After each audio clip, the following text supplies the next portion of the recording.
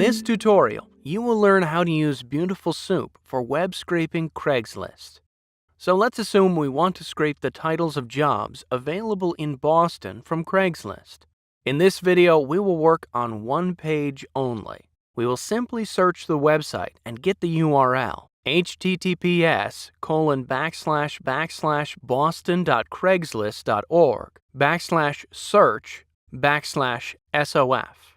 If you have not already, please watch the two previous videos first. In the current video, the only new part is titles equals soup.findAll, A, class, result title. For title in titles, print title.text.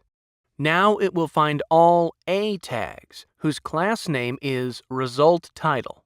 How can you know the class name? You can find it by opening the URL in your browser, moving the cursor on a job title, right-clicking and selecting Inspect. You can see now the HTML code like this. You can try the same for job addresses. You have to extract all span tags whose class name is result hood.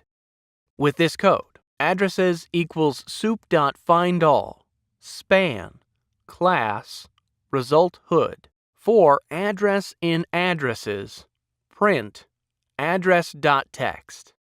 Try to run the code on your machine and let me know if you have any questions. You can download the code under the References section